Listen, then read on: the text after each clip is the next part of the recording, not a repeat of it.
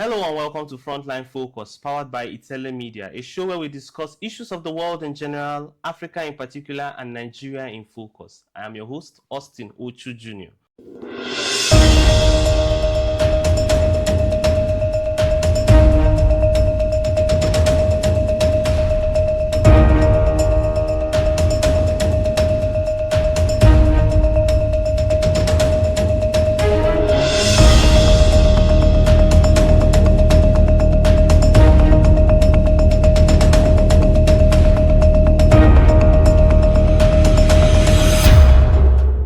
And today we'll be discussing the news headlines. Today, the 23rd of July 2025, we have on the Punch newspaper. Above the nameplate, Senate okays Tinubu's 21 billion foreign loans. And then we have Dangote exports 1.3 billion liters petrol as marketers buy foreign fuel. This story you will find on page 29. Attorney General Fabemi the office denies government stake in First Hold Co. Calls this day arise reports malicious. Just below the nameplate, we have APC may pick Ganduje's successor at make or break NEC meeting. And more on this news you'll find on page 2. Almakura Yilwatda Dalori top race. Lobbying tickets. North Central demands slots. Constitution review on NEC agenda. So we have Israeli protests in Tel Aviv over Gaza food shortages. This you'll find on page 2. There are some very disturbing pictures on that page. Moving on, we have the Nation's newspaper. And above the nameplate, we have Attorney General Fabemi's office denies government stake in First Hold Co. PLC.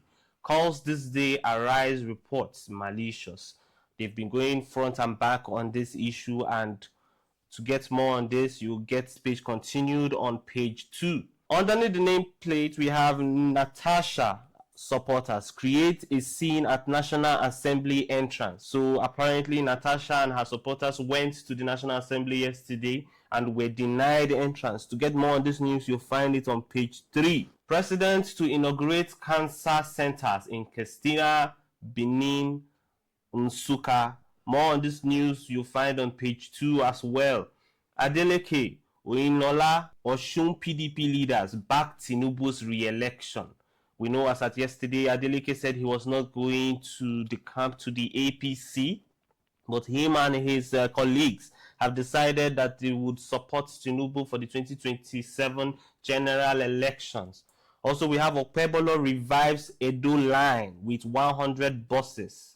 You'll find this on page 4. Senate fumes over Ojulari's absence, and this you'll find on page 3.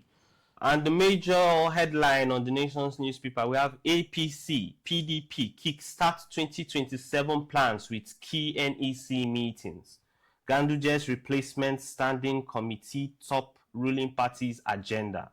PDP pushes for cohesion after Atiku orders exits. So everyone is planning for the 2027 general elections. CBN, 8 banks meet recapitalization threshold. More on this news you'll find on page 2 of the Nation's newspaper.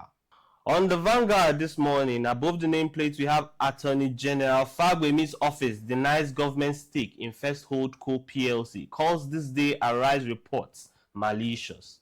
Under the nameplate, we have Akpoti Uduaghan denied access to the National Assembly. We have pictures that represent what happened yesterday.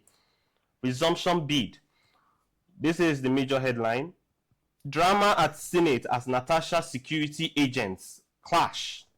More on this you'll find on page 5 of the Vanguard. We consider planned trip to Nigeria, US tells citizens. For what reason you want to find out, you check that on page 8.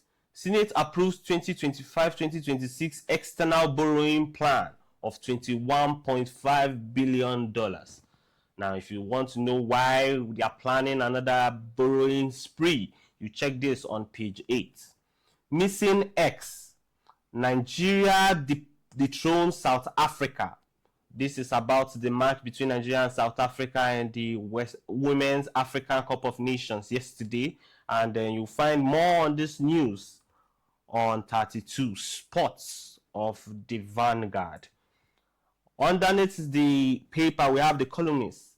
Nana 16, Sadiki 16, Fasan 16, Afe Babalola 22, Dear Bumi 25. And this is it for the Vanguard newspaper. On Daily Trust this morning, we have National Assembly bars Natasha from resuming plenary. This you'll find on page 15. Flood. Act now, Northern elders tell federal government. This is concerning the flood that is supposed to engulf about 20 states in Nigeria. Reports ask US to restore 5-year visa policy for Nigerians. This is after it was reduced drastically to about 6 months. More of this you'll find on page 45 of the Daily Trust.